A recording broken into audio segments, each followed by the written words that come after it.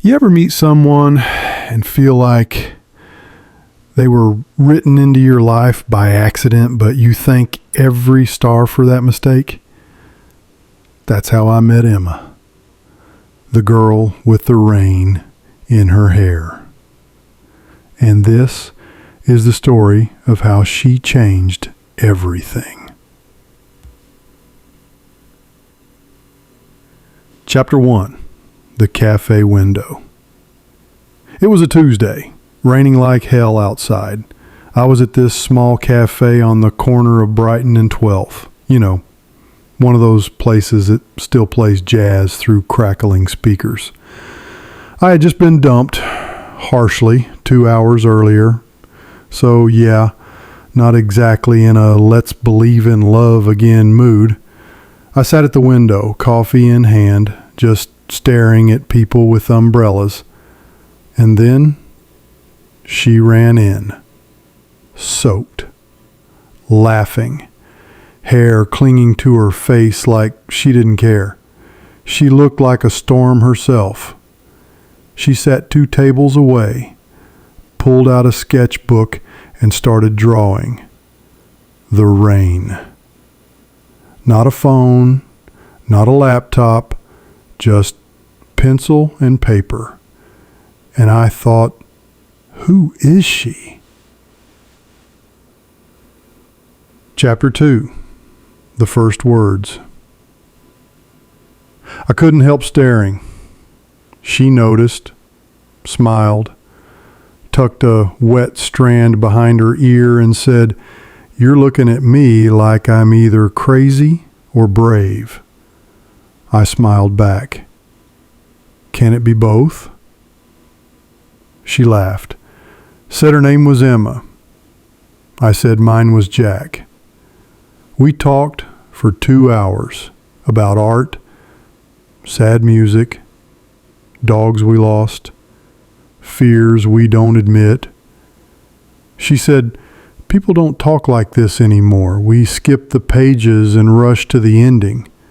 And I said, "Then maybe we take this slow. No skipping." Chapter 3. The Almost Love. We met every week, same time, same cafe, rain or not.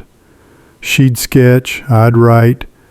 Sometimes we sat in silence. Sometimes she'd ask weird questions like, "If your heart had a weather, what would it be today? Do you think everyone only gets one real love?" I never told her I was falling because Emma, she was free, wild, like a paper boat in a stream, drifting, uncatchable. And me?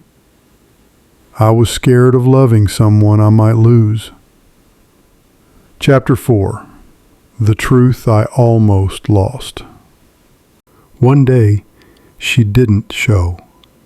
No text, no sketchbook on the table, just rain. Hours passed. The barista said, "She left a note." I opened it. My hands were shaking. "Hey Jack, I got an offer to study in Florence. I leave tomorrow. I didn't want a goodbye. You were my calm. But I need to be chaos for a while. I hope you understand." The girl with the rain in her hair. You pause here. Let the silence linger, then continue, softer. I read that letter 10 times, and all I could think was, I never told her. I never told her I was already in love. Chapter 5. The Choice. A week passed, then 2, then a month.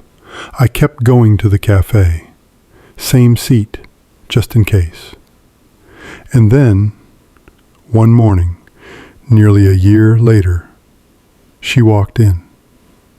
Hair longer, freckles brighter, sketchbook under her arm.